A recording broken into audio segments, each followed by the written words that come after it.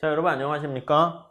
자, 여러분 한방에 끝내는 공기업 전공 필기 경제학 이번 시간에는요 챕터 9장 거시경제 변수와 국민소득 결정 그 세 번째 시간으로서요. 지난 시간에 여러 가지 거시경제 변수에 대해서 우리가 살펴봤고요. 이번 시간에는 그 국민소득이 어떻게 결정되는가 그걸 먼저 말씀드리도록 할게요. 우리 예전의 경제학자들은요 시장에 의해서 뭔가 잘 작동되는 것까지는 충분히 얘기를 하고 있었는데 국가 경제 전체 어떤 수준을 파악하는 무슨 GDP라든가 국민소득이라든가 이런 것들이 어떻게 균형 국민소득이 결정될까 이런 거에 대한 얘기는 사실 없었어요. 그게 이제 케인즈가 어떻게 보면 기여한 거라고도 또 볼 수 있는데 국가 경제를 전체적인 시각으로 살펴보면서 그러면서 균형 국민소득이 어떻게 결정되는가, 물론 수요 공급에 의해서 결정되죠. 그 중에서 어떤 게 더 중요하다고 말씀드렸습니까? 케인즈가 봤을 때는 수요가 중요하다 이렇게 더 봤어요. 그래서 수요가 있으면 소비자들이 니즈가 있어서 주문이요 이렇게 되면 공급은 저절로 따라온다 이렇게 생각을 하는 게 처음으로 이제 어떻게 보면 케인즈가 한 거죠. 역발상이라고 생각하시면 될 것 같습니다. 이전의 경제학자들은 생산이 중요하고 공급이 중요해서 어떻게 하면 비용을 싸게 만들어서 많이 생산하면 될까 이걸 생각했으면 케인즈는요 대공황의 원인을 가만히 진단해 본 결과 수요가 중요하다 이렇게 얘기를 한 거죠. 아무튼 궁극적으로는요 수요와 공급에 의해서 조정되는 건 맞는데 기본적인 케인즈의 단순 모형이다 라고 얘기를 하면은요 여기 나와 있는 수요가 좀 더 중요하다 이렇게 생각하시면 될 것 같습니다. 자, 그랬을 때 수요는 어떻게 구성되니 라고 하면은요 여기 나와 있는 것처럼 소비 지출 수요, 소비에 의해서 결정되고요. 이건 소비라고 보시면 돼요.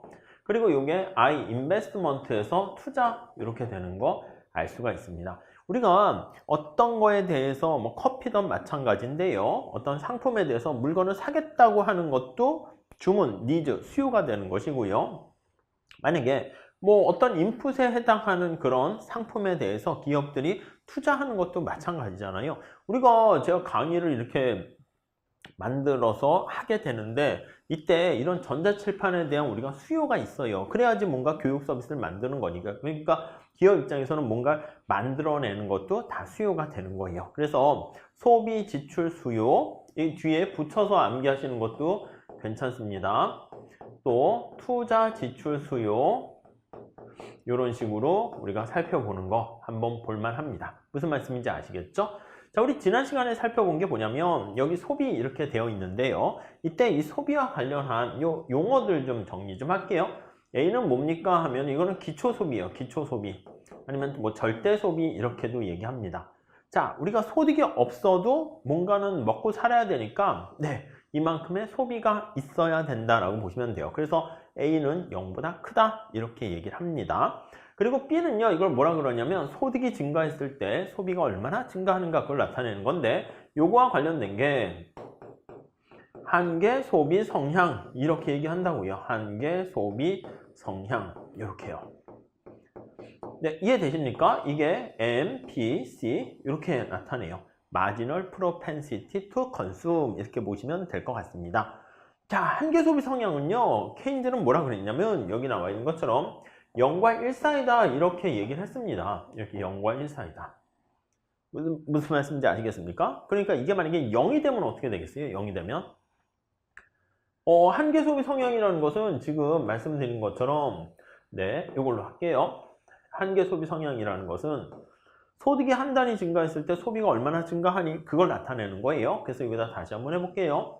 그러면 얘는 소득이 한 단위 증가했을 때 소비가 얼마나 증가하니 이게 만약에 1이면 어떻게 돼? 1이면 이거 완전히 어떻게 보면 이상한 사람이야. 내가 버는 족족 소비를 다 하는 사람이거든요. 그러니까 이런 사람들은 사실 흔하지 않다 이렇게 보시면 돼요.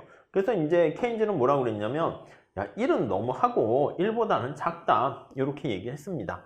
그리고 이게 0이면 어떻게 돼요? 0이면 0도 좀 우리 평범하지 않잖아. 소득이 증가했는데 소비를 하나도 안 하는 이상한 사람입니다. 그렇기 때문에 0보다는 크다 이렇게 보시면 돼요. 그래서 만약에 한계 소비 성향이 만약에 0.8이라고 할게요. 얘가 0.8 이게 뜻이 뭐예요 이게?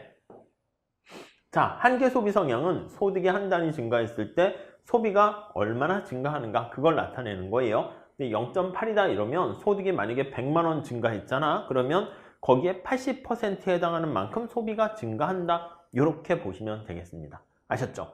자, 그래서 우리가 이렇게 소비 함수를 쭉 나타내게 되는 것이고요. 자, 그림은 이렇게 한번 그릴게요. 여기다 한번 다시 그려볼까요?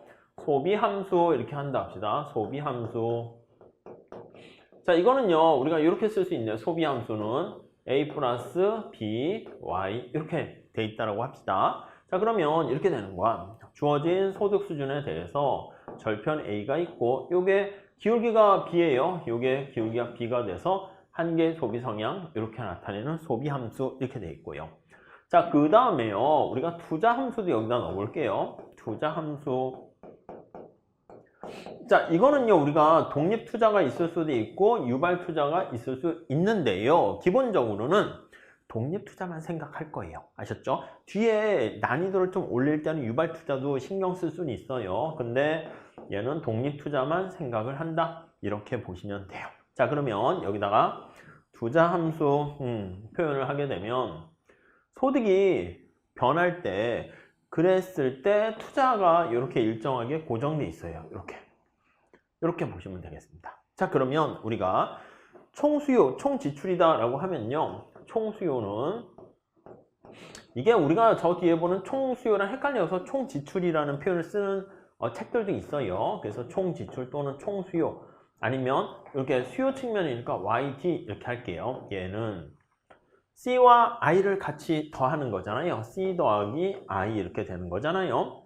자, 이거 더하면 어떻게 돼요? C는 요거잖아요. A 플러스 B, Y. 얘는 C. 그 다음에 I는 독립투자. I 제로 이렇게 됩니다.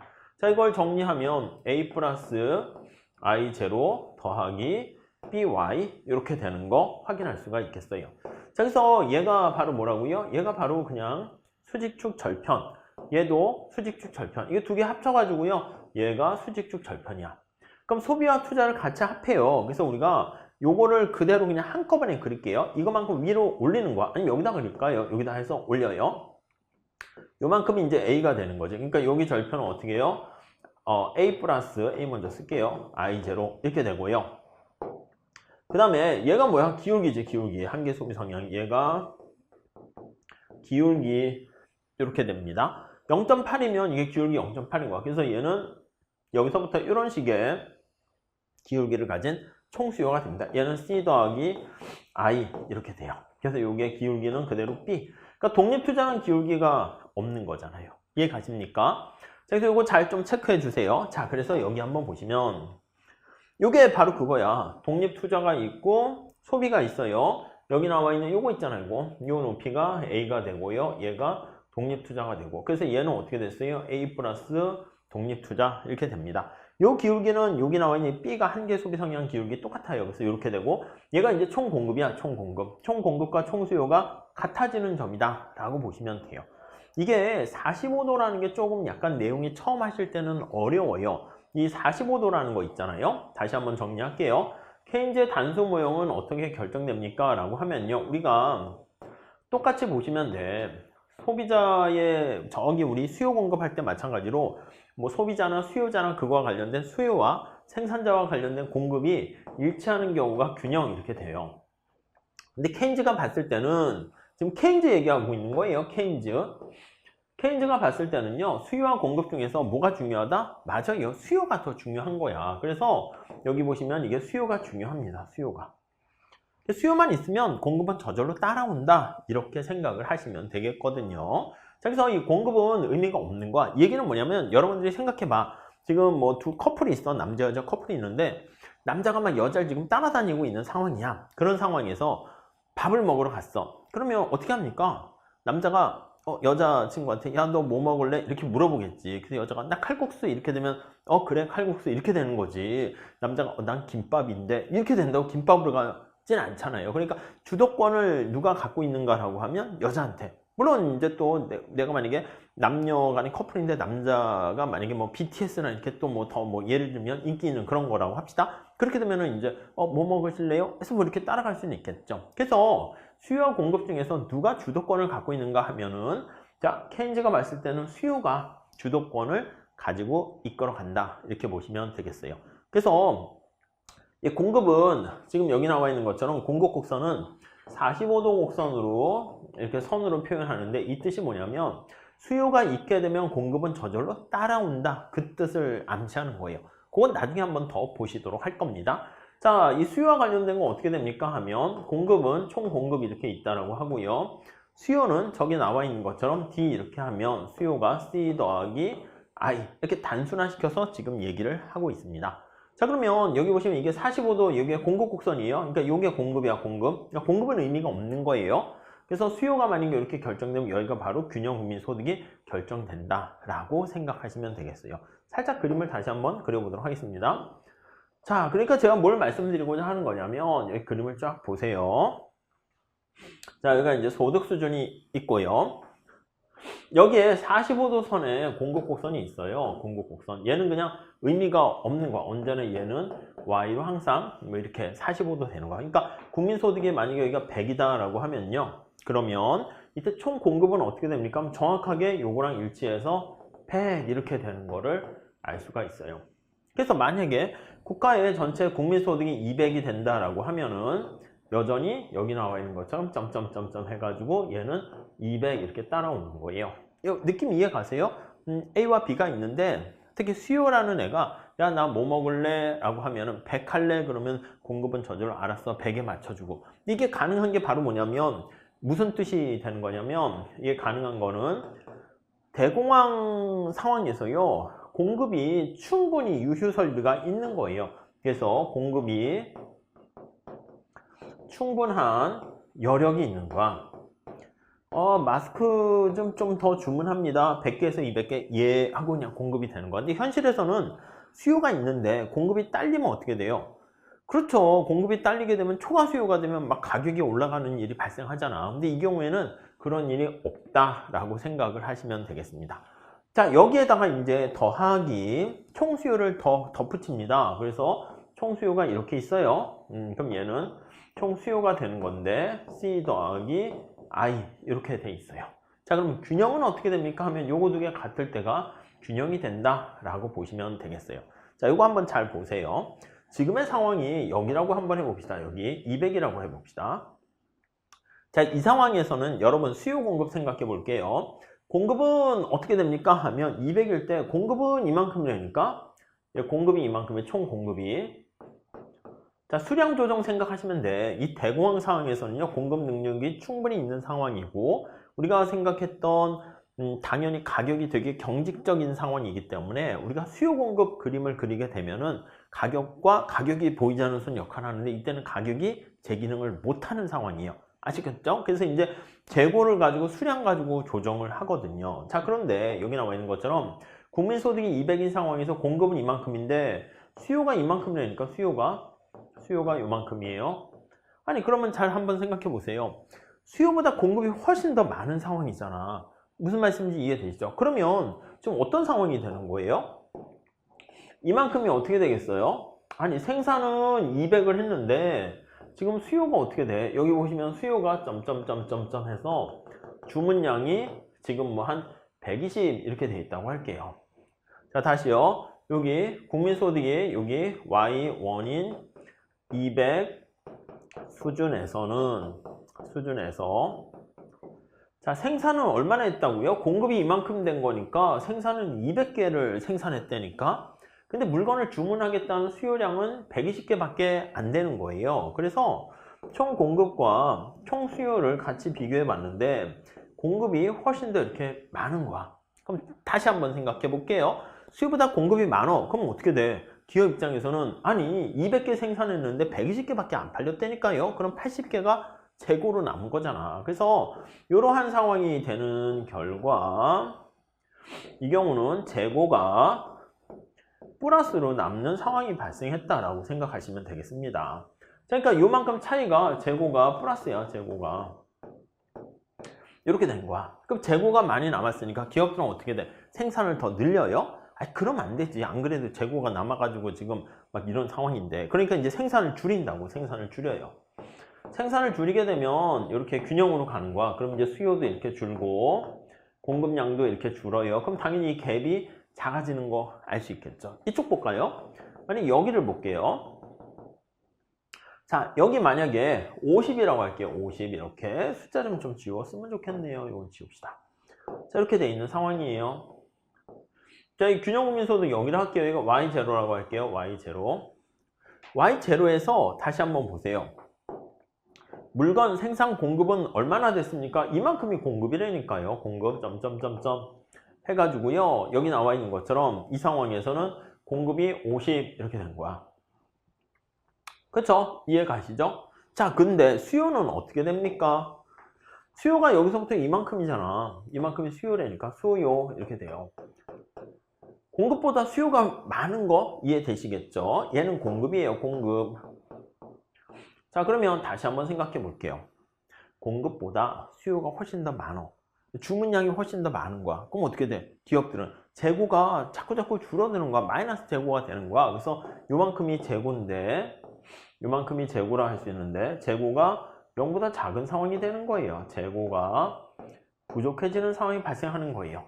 재고가 없으니까 어떻게 생산을 더 늘려야죠. 그래서 생산량이 이렇게 증가하는 거 알 수가 있습니다. 이해 가시겠습니까? 자, 그래서 언제가 균형입니까? 라고 하면은 여기 나와 있는 100 이렇게 되면은 요때는 여기 보시면 여기서 결정되니까 수요와 공급이 딱 일치가 되는 거 알 수가 있어요. 자, 그래서 우리가 이제 그림을 나타내면 여기가 나타내는 게 총수요예요.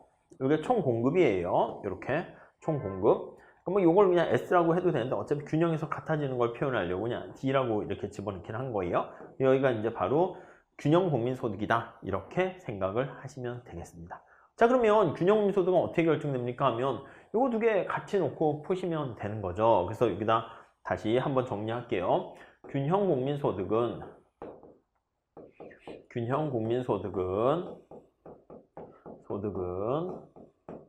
총 공급과 총 수요가 같아야 돼. 총 공급. 얘는 언제나 S랑 똑같으니까 그냥 이거랑 쓸게요. 그리고 총 수요는 어떻게 됩니까? 라고 하면은 얘는 C 여기 있죠. 요거 C 더하기 I니까 요거 나와 있죠. A 플러스 I0 플러스 BY 이렇게 된 거예요. 이해되시죠? 자, 그러면 여기 한번 잘 체크를 한번 해보도록 할게요. 얘가 국민소득 Y 똑같고 얘도 Y 똑같아요. 그래서 얘를 두 개 같이 연결해서 Y로 푸시면 되겠습니다. 자, 푼 결과가 이거야. B1-B 이렇게 되는 거죠. 이런 꼴이 되는 거죠. 그래서 정리하면 1-B의 Y는 A 플러스 I0 이렇게 되는 거 알 수가 있습니다. 자, 따라서 균형국민소득은 뭐 스타를 붙이기도 하고 이퀄리브리엄해서 이렇게 표현하기도 하고요. 1-B분의 A 플러스 I0 이렇게 되는 거. 이걸 이제 여기다 쓴 게 따로따로 쓴 게 요거예요. 요거 이렇게 되는 거. 아시겠죠? 이거는 그냥 기본적으로 우리가 식을 주어져 가지고 계산하세요라는 게 늘상 출제가 됩니다. 자, 여기서 케인즈의 그 단순 모형에 대한 다른 표현이 이렇게 나와 있는데 저축과 투자가 똑같다. 이렇게도 볼 수가 있어요. 자, 무슨 말씀이냐면 요걸 먼저 보시는 게 중요합니다. 균형국민소득이 어떻게 결정되는가 라고 하면 총수요, 총공급이 같다 이렇게도 볼 수 있고요. 여기 나와 있는 저축과 투자가 같다 이렇게도 볼 수가 있어요. 자, 우리가 누출과 주입이라는 걸 좀 알고 계시면 더 좋은데요. 우리 튜브 기억나십니까? 튜브. 어유, 이게 파란 튜브가 됐네요. 녹색깔 튜브가 됐어요. 형광펜으로 한번 보시죠. 튜브가 이렇게 물이 흘러요. 물이 쭉 흘러가고 있어. 흘러가고 있는데 가게가요. 만약에 여기가 이제 가게야. 가게 이렇게요. 어휴, 너무 두껍네. 여기 기업이에요. 기업 이렇게 있습니다. 가게와 기업이 이렇게 있는 상황에서요. 자, 이럴 때 색깔 이걸로 해야겠다. 가게가요. 우리가 이 튜브 흘러가는 거에서 저축을 하잖아요. 그럼 저축은 누출이야. 돈이 밖으로 빠져나가는 거야. 저축은. 우리가 생각할 때 이제 은행이라는 게 있어가지고 이 저축하는 걸요. 은행에서 이렇게 저축을 하게 되면 은행이 또 딴 데 기업에 뭐 돈을 투자하게 되는 거니까 돈이 돌고 이렇게 되는 거죠. 근데 여기서 이제 케인즈가 처음에 얘기하는 저축은 은행 이런 거 말고요. 장롱 이런 데 한다고 생각해 봐. 그럼 돈이 사라지는 거야. 없어지는 거야. 그렇잖아요. 돈이 돌고 돌다가 저축을 하게 되면 소비로 가지 않는 거죠. 근데 우리가 지금 말씀드린 것처럼 현실에서는요. 은행에다가 우리가 저축을 한단 말이야. 그렇기 때문에 이 저축하는 게 여기 은행이나 금융기관이 있어요. 은행이라는 시스템을 통해 가지고 돈이 안쪽으로 이렇게 들어가요. 이게 바로 인베스트먼트에서 투자다 이렇게 되는 거 알 수가 있습니다. 네, 이해 가시겠습니까? 자, 그래서 우리가 균형민 소득은 어떻게 우리가 측정할 수 있니? 라고 하면은요, 균형민 소득은 두 가지로 측정할 수 있어요. 첫 번째는요, 총 공급은 언제나 따라와요. 총 공급은. 그리고 총 수요가 같아지는 측면에서 결정됩니다. 이렇게 생각을 할 수가 있고요. 총 공급이 우리가 앞에서 본 것처럼 Y고 총 수요가 CI 이렇게 보시면 되죠. 그리고 두 번째는요, 지금 얘기한 것처럼 이게 저축과 투자가 일치하는 걸로 얘기할 수 있어요. 저축이 이제 자금의 공급이라고 생각하시면 되겠고요. 투자가 자금에 대한 수요다 이렇게 생각하시면 돼요. 자, 우리 실물시장에서 얘기하는 건데 그거 좀 어려우면 그냥 일반적인 은행 생각하셔도 돼요. 우리가 사람들이 저축을 하잖아요. 그렇게 되면 그 저축을 쓰지 않고 남기는 거야. 사과를 100개 생산했는데 80개는 소비해서 다 먹고 20개는 남겨둔 거야. 내일 먹어야지. 이게 바로 저축이라고요. 그럼 이 저축이 뭐냐면 이게 바로 자금의 공급에 해당하는 겁니다. 이해 가시겠습니까? 그리고 투자는 무엇입니까? 라고 하면 저기요 사과가 20개 남았습니까? 제가 당장 그 사과를 심어가지고 뭐 해서 더 많이 생산하려고 하니까 저한테 좀 빌려주실래요? 자금을 빌리는 거야? 그게 투자가 되는 거죠. 이해가 되세요? 자, 그래서 이게 자금에 대한 수요가 돼요. 자금에 대한 수요. 지금 말씀드린 것처럼 이것도 자금이라는 대부자금이라는 말이 들어가 있지만 공급과 수요가 똑같아지는 것이다 라고 생각하시면 돼요. 조금 더 들어가면 이 튜브에서 이런 저축같이 우리가 튜브에서 밖으로 돈이 빠져나가는 이런 것들을요 누출이다 이렇게 표현을 합니다. 그래서 이거를 리키지다 이렇게 표현을 해요. 근데 이거 말고 자금에 대한 여기 보시면 투자 이렇게 하는 거 있잖아요. 이게 은행에서 투자 좀 해주세요. 그럼 이제 은행이 기업들에게 돈을 빌려주는 거야. 그럼 다시 경제 시스템 내로 돈이 들어오는 거예요. 자금이 들어오는 거예요. 그래서 요거는 주입이다 라는 표현을 쓰게 됩니다. 그래서 인젝션이다. 네, 이렇게 봐주시면 될 것 같아요. 네, 이해하시겠습니까? 그래서 자금의 공급과 자금의 수요, 이게 누출과 주입이 같아지는 이때가 바로 최적 이렇게 생각하시면 돼요. 균형 이렇게 생각하시면 돼요. 그러니까 우리가 이제 생각할 때 이겁니다.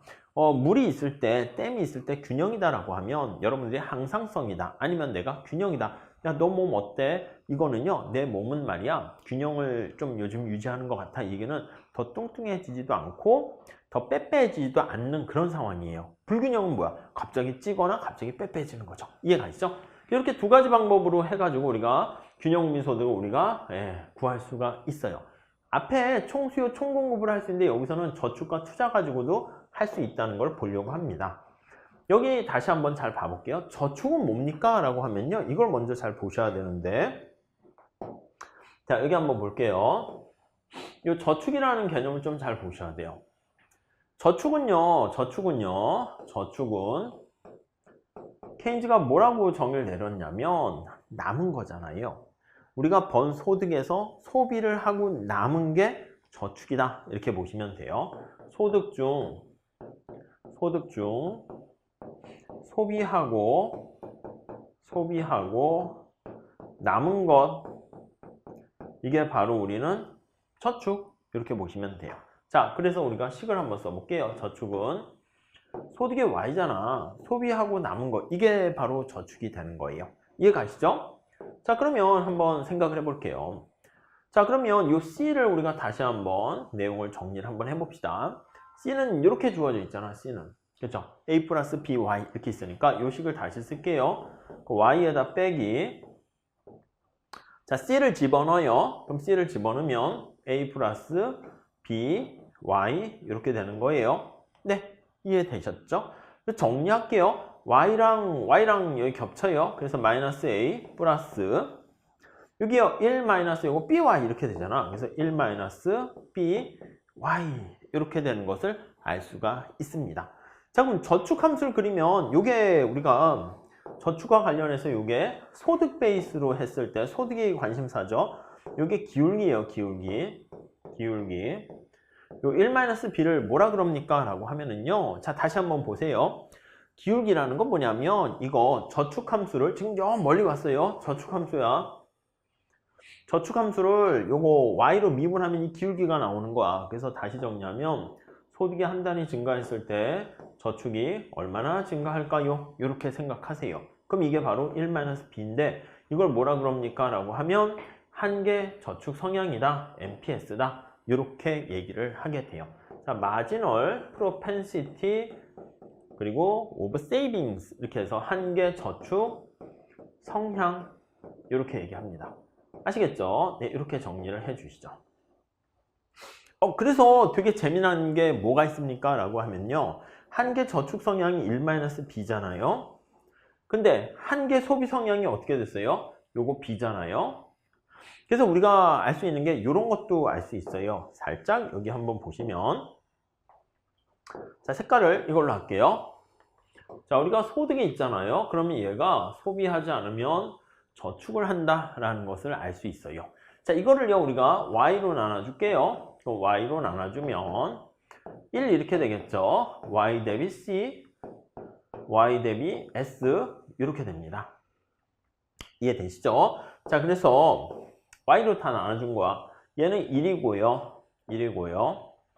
얘를 뭐라 그럽니까 하면 전체 소득 대비 소비가 얼마나 되니 이거를요 우리가 평균이야. 그래서 평균 소비 성향 이렇게 되는 것이고요. 얘가 어떻게 됩니까 하면 평균 저축 성향 이렇게 돼요. 그 둘을 더하게 되면 1 이렇게 되는 거를 관계식을 우리가 끄집어 낼 수가 있습니다. 자, 하나만 더 할게요. 자, 이거를요 우리가 만약에 미분해서 한다 할게요. 그러면 내가 소득이 한 단위 증가했을 때 여기 나와 있는 것처럼 델타 y로 미분하는 거예요. y로 미분해요. 소득이 얼마나 증가하니 요거는 소득이 한 단위 증가했을 때 소비가 얼마나 증가하니 소득이 한 단위 증가했을 때 저축이 얼마나 증가하니 이런 걸로 쓸 수가 있습니다. 자, 그래가지고 이걸 다시 한번 정리하면 얘는 역시 1 이렇게 되고요. 얘가 뭡니까 하면 이게 바로 한계야, 한계. 그래서 MPC라는 한계 소비 성향 이렇게 되는 것이고 얘는 어떻게 됩니까? 라고 하면 한계 저축 성향 이렇게 되는 거 알 수가 있어요. 자, 그래서 한계 소비 성향과 한계 저축 성향을 이렇게 같이 이렇게 더하게 되면 그것도 1 이렇게 되는 거 알 수 있어요. 자, 그럼 우리가 나중에 이거 많이 쓸 텐데요. 그래서 만약에 이제 문제를 풀 때 이런 게 나온 거야. 어떤 게 나왔습니까? 라고 하면요. 한계 저축 성향이 0.2라면 이렇게요. 만약에 MPS가 0.2라면 이렇게 있다라고 할게요. 하고 문제를 주어지게 되면 이게 주어졌을 때 우리는 한계 소비 성향이 얼마인가를 알아요. 왜냐하면 둘이 더해서 1이 돼야 되는 것이기 때문에 0.8이 된다라는 것을 알 수가 있습니다. 아셨죠? 자, 이 정도까지만 먼저 보도록 할게요. 그래서 우리가 가만히 한번 생각해 보시면 이렇게 얘기를 할 수가 있어요. 이게 되게 어떻게 보면 그 얘기가 그 얘기인데 여기다 다시 한번 정리할게요. y는 c 더하기 i 이게 이제 앞에서 봤을 때 균형민 소득이다 라는 거 알고 계실 거예요. 자, 요 c를요 앞으로 넘겨볼까요? 전리 넘겨볼까요? 이거 다시 쓰면 어떻게 쓸 수 있을까요?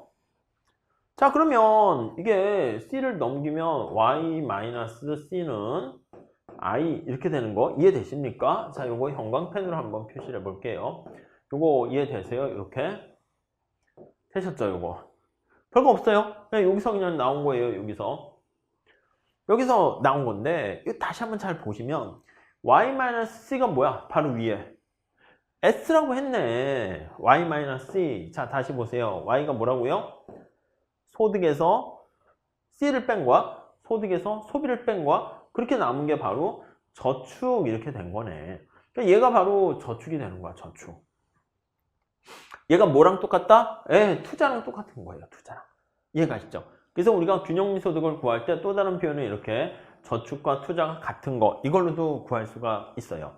앞에 보시면 여기 총수요와 총공급 여기 S를 일부러 뺐어요. 왜냐하면 공급은 의미가 없고 수요만 의미가 있기 때문에 그렇게 해가지고 우리가 케인즈의 단순 균형 국민소득을 우리가 구할 수 있고요. 이렇게 저축과 투자로도 똑같이 구할 수 있다라고 보시면 될 것 같습니다. 그 얘기가 우리 쭉 나와 있고요. 이걸 이제 그래프로 좀 표현한 게 요거예요. 자, 저축과 투자 이렇게 나와 있는데 첫 번째는 저축함수 어떻게 구합니까? 하면은 그거를 먼저 한번 보실 필요가 있을 거예요. 여기 한번 봐보세요.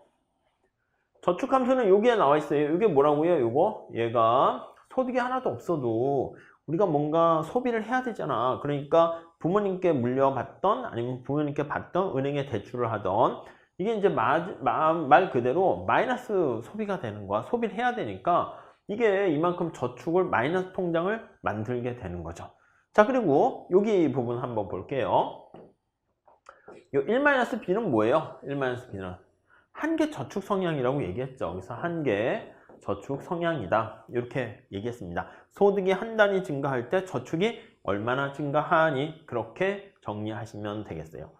자, 우리가 소득이 빵이면 이게 마이너스 A니까 이렇게 되는 거예요. 그래서 마이너스 음의 저축 이렇게 되는 것이고 1-B는 한계 저축 성향이에요. 다시요. 용어 정리를 잘 해주셔야 돼요. 한계 저축 말 그대로 성향 이렇게 돼 있는 거예요. 자, 그러면 얘는 한계 소비 성향 B가 0보다 크고 1보다 작거든요.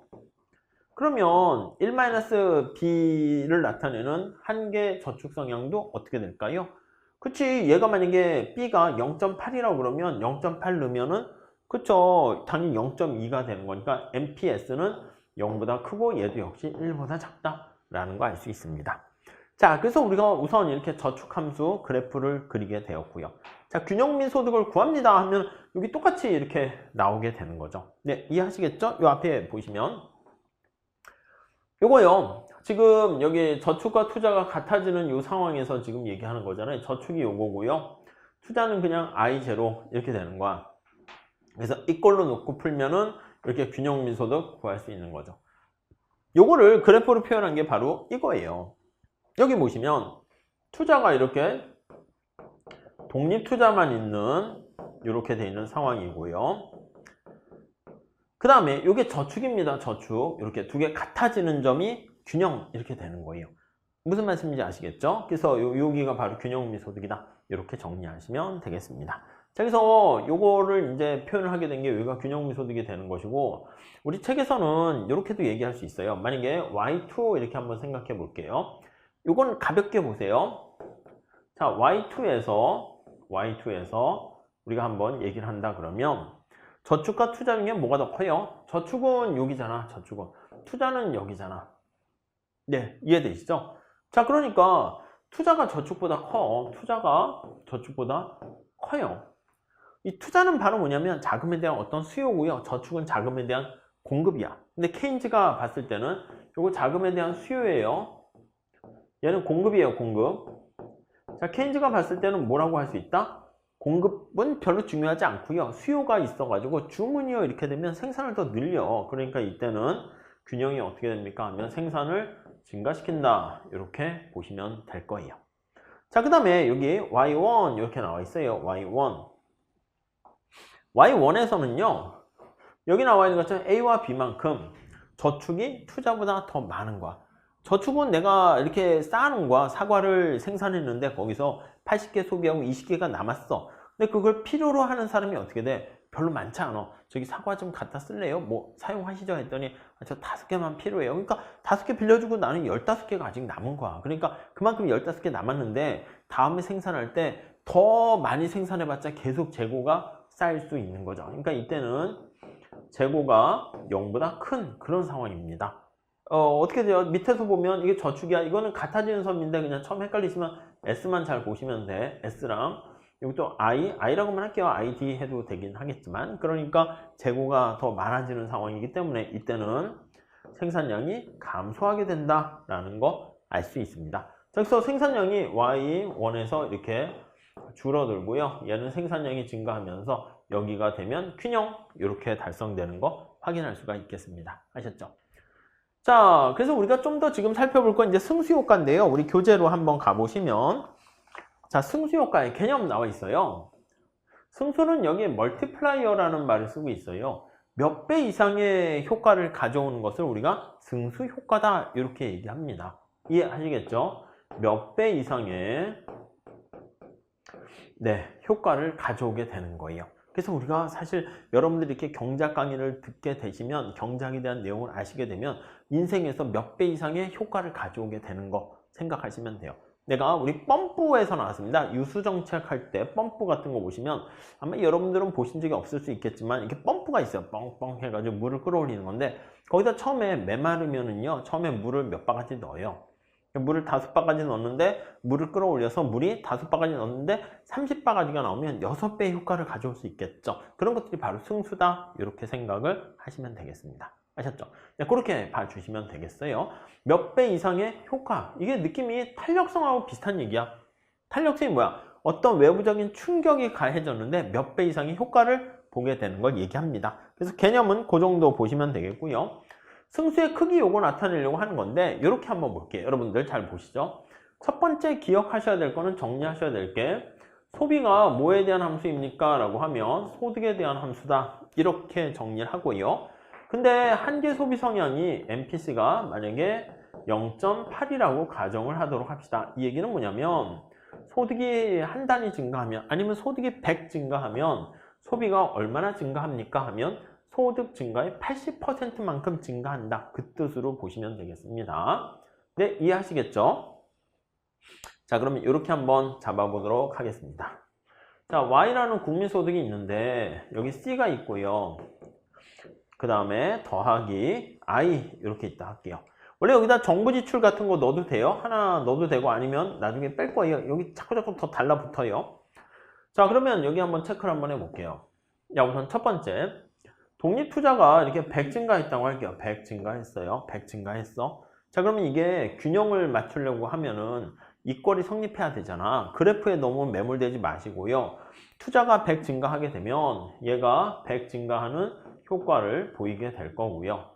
네, 이해되시죠? 자, 근데 여기서 끝나는 게 아니야. 여기 나와 있는 것처럼 국민소득이 100 증가하게 되면 어디요? 여기 나와 있잖아요. 이게 만약 0.8이라고 할게요. 자, 그러면 소득이 이게 100 증가하게 되면 얘가 여기에 영향을 준다니까요. 소득이 100 증가했을 때 100 증가한 소득의 80%인 80만큼 소비가 증가해요. 80만큼 증가합니다. 그러면 어떻게 돼요? 여기 보세요. 여기는 180이 증가했으니까 이권이 성립하려면 얘도 어떻게 해요? 80만큼 증가해야지. 이렇게 해서 80만큼 증가하게 되는 거 알 수가 있습니다. 네, 이해 가시겠죠? 자, 그러면 여기서 또 끝나느냐? 그게 아니라니까요. 여기 다시 보시면 소득이 80도 증가하면 다시 얘 소비는 얼마 또 증가해요? 80 소득 증가한 거에 80%인 64만큼이 또 증가해요. 이게 증가합니다. 그럼 얘가 다시 여기에 영향을 미쳐서 64만큼이 또 증가합니다.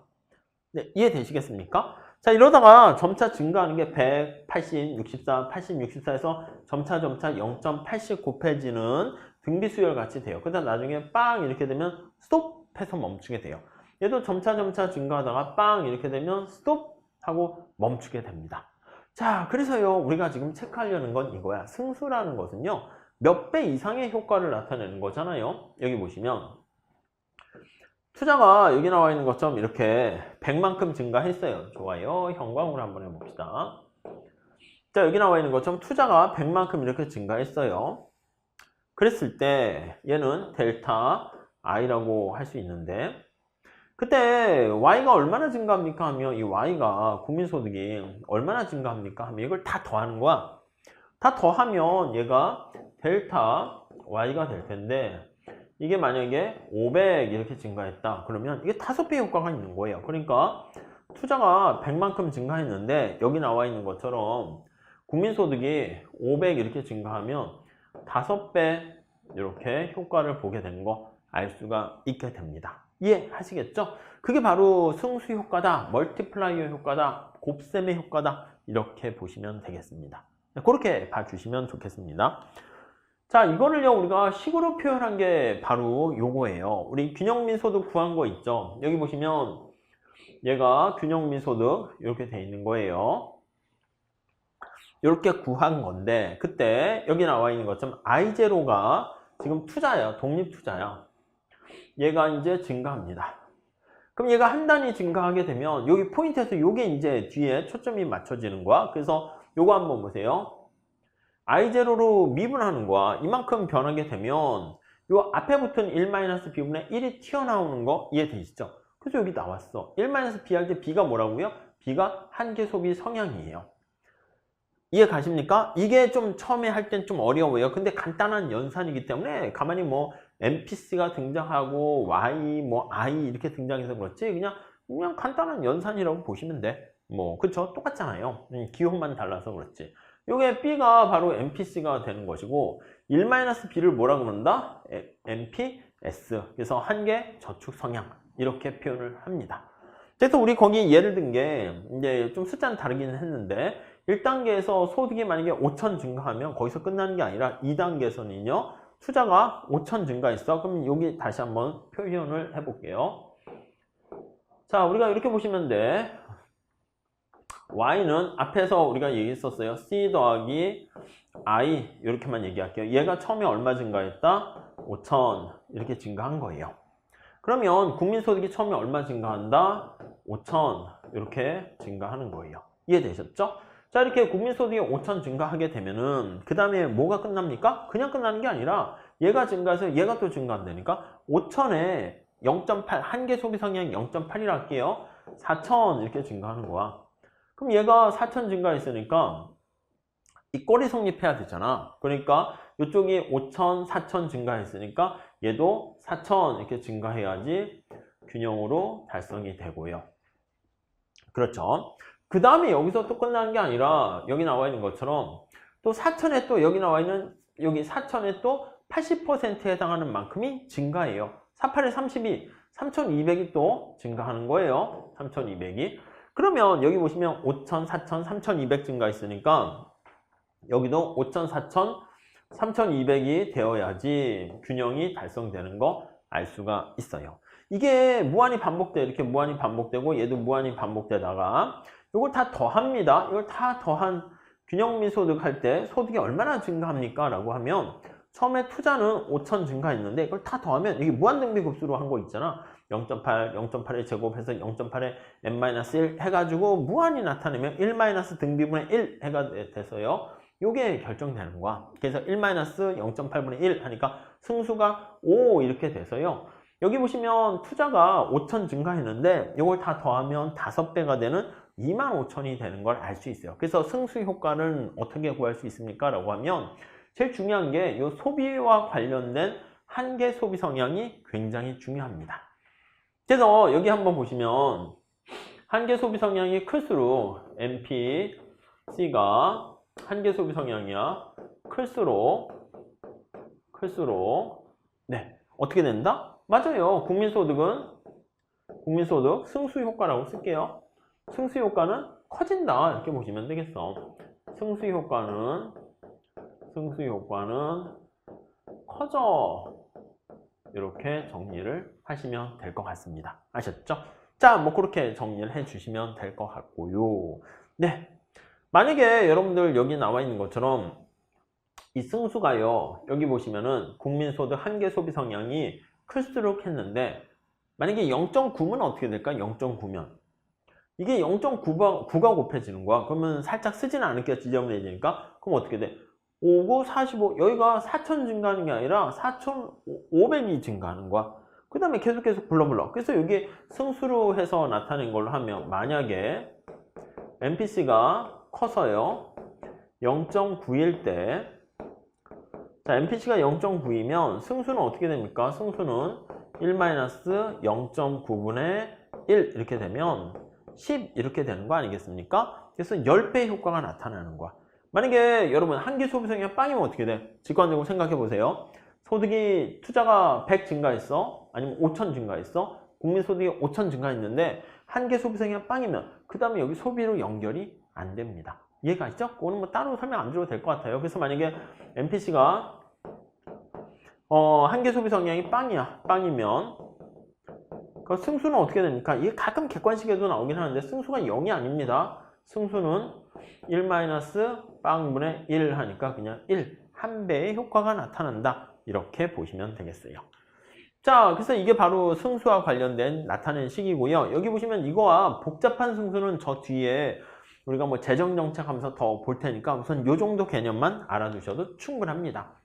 자, 그래서 케인즈는요, 이게 절약이라는 게 저축이잖아. 저축의 역설이다. 이렇게 얘기한 거예요.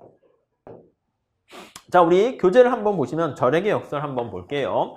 자, 개념 보시면 개인적으로 근검 절약이라는 노력이, 절약하는 노력은 국민소득의 감소를 통해서, 그쵸? 여러분 생각해봐. 저축을 하게 되면 이건 소비를 안 하는 거야. 소비가 감소래니까 물건이 안 팔린다니까요. 수요가 감소래니까 그럼 이건 어떻게 됩니까? 재고가 증가하죠. 안 팔리니까. 재고가 증가해. 그럼 재고가 증가하게 되면 당연히 생산을 어떻게 합니까? 생산이 줄어들어. 생산이 줄어들게 되면 당연히 해고가 많이 일어나요. 해고가 증가하게 됩니다. 이렇게 해고가 증가하게 되면서 실업자가 많아지는 거야. 그러면 이 사람들이 어떻게 돼요? 소득이 감소하는 거야. 소득이 감소하면 다시 어떻게 돼? 소비가 또 감소하는 거지 뭐. 소비가 감소해요. 소비가 감소하면 또 다시 재고가 증가하고, 그럼 생산이 또 줄고, 그럼 해고는 다시 늘고, 소득은 또 감소하고. 이게 악순환이 발생한다니까? 그래서 거기 보시면은 개인적으로 봤을 때, 개인 동그라미 치세요. 개인적으로 봤을 때는 경제가 안 좋아지고 불확실할 때는 가능한 한 저축하는 게 최선의 선택입니다. 근검 절약하려는 노력이 국민소득의 감소를 가져오게 되고, 그래서 국민경제 전체적으로는 오히려 저축을 증가시키지 못하는 현상을 보여주는 겁니다. 발생 원인 보시면 고전학파는 옛날 경제학에서는 저축을 했을 때 이 저축이, 우리 튜브 다시 생각해 보세요. 투자로 반드시 연결돼요. 보이지 않는 손에 의해서. 근데 케인즈학파인 경우에는 거기 나와 있는 것처럼 개개인들의 어떤 저축 증대가 수요로 연결이 안 되는 거야. 우리 튜브 그린 거 있잖아. 튜브 흘러갈 때 저축을 했는데 돈이 갈 데가 없는 거야. 그래서 약간 이거는 이제 케인즈의 당시 대공황 상황에 또 선진국과 같은 그런 경우에 발생한다. 이렇게 얘기합니다. 자, 정리하면 여기 한번 그림 보세요. 저축과 투자가 같을 때 우리가 균형민 소득이 발생한다는 거 말씀드렸어요. 원래 여기가 A점에서 원래 시작입니다. 자, 이게 올라간 게 뭐라고요? 올라간 게 저축이 증가한 거예요. 저축이 증가했어요. 자, 그랬더니 어떻게 돼? 이게 올라갔더니 얘가 B점으로 이렇게 가게 된 거야. 그럼 국민소득은 어떻게 돼? 이렇게 해서 감소하게 된 거 알 수가 있습니다. 이해가 있죠? 이 정도만 봐주세요. 자, 그렇게 정리를 하시면 될 것 같고, 그림 잘 체크해 보시면 될 것 같고요. 그 다음 이것도 용어 정리하는 건데요.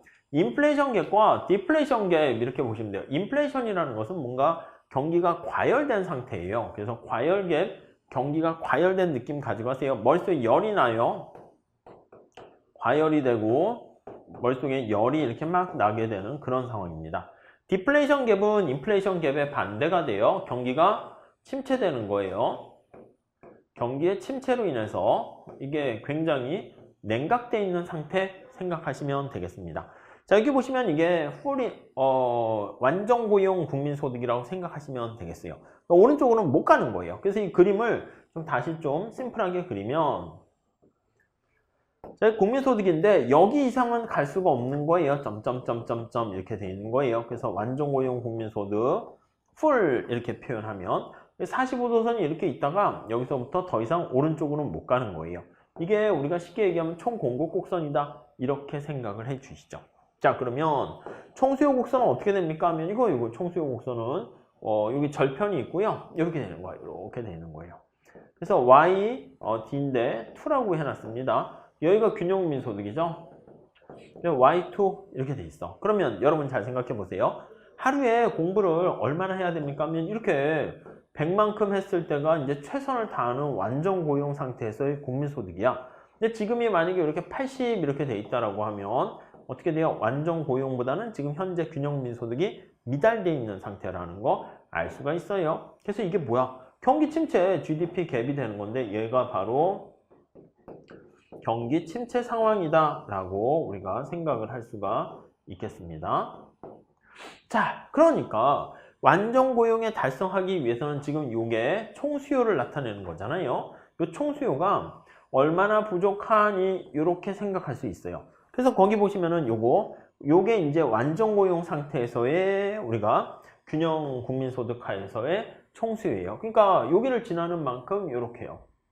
여기 지금 보시면 제로로 해서 이렇게 해놨잖아요. 지금 밑에서 올려다 보셔야 돼요. 밑에서 올려다 보면 여기 나와 있는 것처럼 잘 보세요. 완전 고용 수준에서 볼 때 이거예요. 자, 다시요.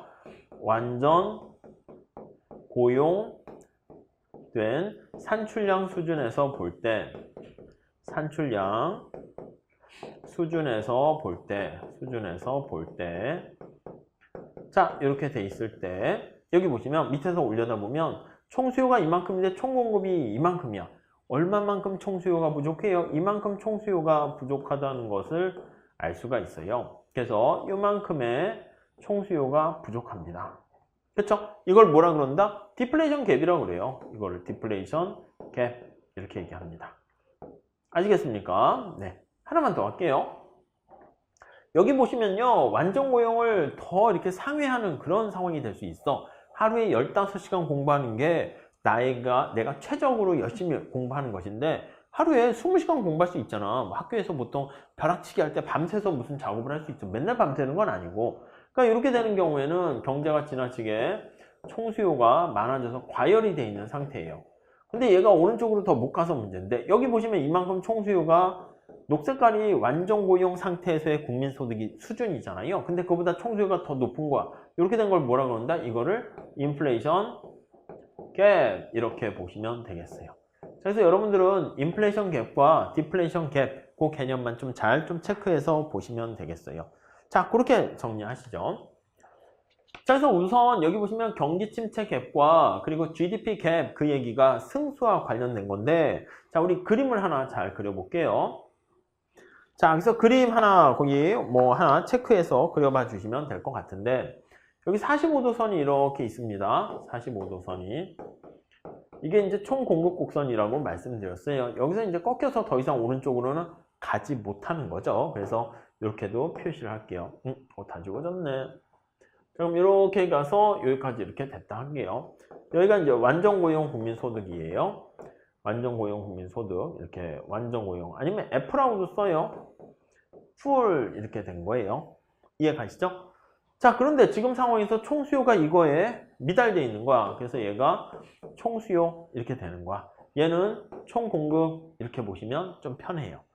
자, 그러면 지금 균형국민소득은 여기잖아요. 점점점점점 해가지고 균형국민소득이 제로 해서 이렇게 돼 있다고 합시다. 자, 그러면 완전 고용 국민소득 수준에 비해서요. 여기 나와 있는 것처럼 총수요가 어떻게 돼요? 이만큼 부족한 거 이해되시죠? 이게 뭐라고요? GDP 갭이야. 경기 침체 갭이야. 이걸 경기 침체 갭 이렇게 얘기합니다. 자, 이렇게 돼 있는 상황에서요. 그 다음에 색깔 다른 걸로 합시다. 지금 경제가 침체되어 있는 거잖아. 얼만큼 침체가 돼 있어요? 총수요가 얼마나 부족합니까? 여기 보시면 여기 GDP 갭이죠. GDP 갭. 죄송해요. 여기 보시면 얘가 GDP 갭이 되는 것이고 이거 이렇게 볼게요. 여기 보시면 지우개를 지우고 여기 보시면 형광펜으로 다시 할게요. 얘가 GDP 갭이 되는 거예요. 그래서 이걸 연결시킬게요. 이렇게 돼 있어요. 요 크기. 네, 이렇게 돼 있죠. 자, 그리고 경기 침체 갭이 이제 디플레이션 갭 나타내는 건데 이게 바로 뭐가 경기 침체 갭입니까? 라고 하면은요. 요거 높이 있잖아. 총수요가 이만큼 부족하잖아요. 완전 고용이 달성하려면. 이게 바로 경기 침체 갭 이렇게 보시면 되겠어요. 도대체 뭘 얘기하는 거야? 그러니까 결론을 말씀드리면 GDP 갭이 요만큼이 부족한 거야. 만약에 정부가 요만큼 이게 경기 침체 갭이잖아요. 이게 델타 Y가 만약에 뭐 1000 이렇게 돼 있고 그랬을 때 얘가 뭐 델타 투자가 만약에 200 이렇게 돼 있다고 할게요. 그래서 독립 투자를 이렇게 200 증가시켰더니 그쵸? 여기 보시면 이게 여기 나와 있는 GDP 갭이라니까 요거 1000만큼 증가한 거야. 여기다 다시 쓰면 여기 보시면 투자가 200 증가시켰더니 국민소득이 얼마나 증가했습니까? 하면 1000 이렇게 증가하게 되고요. 이게 바로 5 이렇게 결과를 얻게 되는데 이게 바로 승수다 이렇게 생각하시면 되겠습니다. 이해하시겠습니까? 여기서 이 관계가 은근히 계산 문제로 많이 나오니까 좀 잘 준비를 해 주시면 좋겠습니다. 자, 이제 고전학파 모형과 케인즈학파 모형에 대한 몇 가지 평가를 한번 해보도록 할게요. 자, 그래서 첫 번째는요, 고전학파는요, 우선 기억 똑같이 이렇게 돼 있어요. 그래서 이렇게 색깔 할까요? 고전학파 하면은 요거 기억 떠올리시면 돼요. 그래서 공급 중심 이렇게 떠올리시면 될 것 같고요. 고전학파는 저축이 자금이 축적되는 거니까 저축이 좋은 거야. 저축, 절약과 같은 말이에요. 절약이 미덕이고 좋은 거예요. 근데 케인즈는 절약에 역설해서 절약, 저축이 안 좋은 거예요. 이자율이 어디서 결정됩니까? 라고 하면 대부자금에 대한 자금의 공급, 이거랑 자금에 대한 수요, 우리가 이게 나중에 보시면 이자율의 마이너스로 할 거예요. 근데 지금 상황에서는 뭐 영향 안 받는 걸로 해도 되겠지만 이렇게 자금의 공급과 자금의 수요가 같아지는 점에서 우리가 이자율이 결정되고요. 이걸 뭐라 그러냐면 대부자금 시장이다. 이렇게 이름을 붙여요. 대부자금 시장에서 결정된다. 이렇게 얘기합니다. 아니 우리가 보통 대부업 하면 돈을 빌려주는 건데 자칫 잘못하게 되면 뭐야 이게 막 깍두기 막 해서 야 고금리 이런 건데 그런 거 아니에요. 그냥 빌려주는 거라고 생각하시면 돼요. 빌려주고 빌리는. 그리고 고전학파는요 이렇게 장기와 관련된 모형이다 라고 보시면 될 것 같습니다. 반면에 케인즈는요 공급보다는 수요가 중요합니다. 그리고 소비가 미덕이야. 절약은 악덕이에요. 아셨죠? 이자율은 어디서 결정됩니까? 라고 하면요 이자율은 화폐 시장에서 결정된다 라고 얘기를 해요. 우리 나중에 할 거예요. 그래서 화폐 공급에 이건 이제 주로 이제 고정된 걸로 많이 얘기할 거고요. 화폐 수요가 있어. 요게 이자율에 대해서 영향을 미치는 걸로 보게 될 겁니다. 아셨죠? 그 정도 봐주시고요. 자, 그리고 이거는 케인즈 상황에서는 단기와 관련된 모형이야. 장기가 아니야. In the long run, we are all dead 해가지고 장기에는 우리 다 죽어버려. 아무 의미 없어. 이렇게 해가지고 단기를 설명하는 모형이다. 이렇게 보시면 되겠습니다. 자, 이 정도 하시고요. 거기에 약간 보론을 좀 집어넣긴 했는데 그거는 여러분들의 좀 니즈를 봐서 조금 더 설명드릴까 하다가 우선은 거기까지는 안 하셔도 돼요. 이 정도까지만 하셔도 문제를 푸는 데는 지장은 없거든요. 근데 뺄까 넣을까 하려다가 혹시 난이도가 올라갈 수 있으니까 나중에 기회가 되면 따로 그 보론 특강 같은 거는 좀 준비하면서 할 수 있도록 마련한 거다. 이렇게 보시면 될 것 같습니다. 자, 그래서 이것만 알고 넘어가자 하면 여러 가지가 있지만 첫 번째 뭘 제일 중시 여겨야 되냐면 균형금리 소득은 어떻게 결정됩니까? 하면 이걸 잘 보세요. 총공급 의미가 없어요. 총수요 어떻게 결정됩니까? C, I 이렇게 결정돼요. 정부가 들어가면 G 이것까지 돼요. 자, 그 다음에 이 C를 이쪽으로 넘겨요. 그러면 저축, 투자가 같을 때가 균형금리 소득이 결정된다. 이게 사실은 제일 중요합니다. 아셨죠? 이거 잘 보시고 하나 정도 더 우리가 보실 거는 뭐냐면 여기서 더 보신다라고 하면 승수효과 요걸 하나 더 봐주시죠. 승수효과. 그러니까 승수라는 것은 어떤 독립투자를 뭐 몇 배, 나중에 정부 지출 그런 걸로도 할 거예요. 증가시켰을 때 국민소득이 몇 배 이상 효과를 보게 되는 것을 우리가 승수효과다 이렇게 얘기합니다. 자, 그래서 요 두 가지 정도만 잘 정리해서 봐주시면은 앞에 여러 가지 뭐 디플레이션 갭이니 GDP 갭이니 이런 것들은 쉽게 이해를 할 수가 있게 됩니다. 아셨죠? 네, 이 정도 하도록 하겠습니다. 자, 그래서 여러분들 복습 좀 잘 해주시고요. 거시경제는 그 미시와는 차이가 나는 게 뭐냐면 약간 퍼즐식으로 비슷해. 그래서 여러분들이 어느 정도 익숙해지기 전까지는 복습을 좀 잘 해두셔야 됩니다. 아셨죠? 자, 그렇게 잘 해서 마무리해서 거시를 우리 완벽하게 정복해보는 시간을 갖도록 하겠습니다. 자, 다음 시간에 이어서 같이 공부해 보도록 하지요. 자, 감사합니다.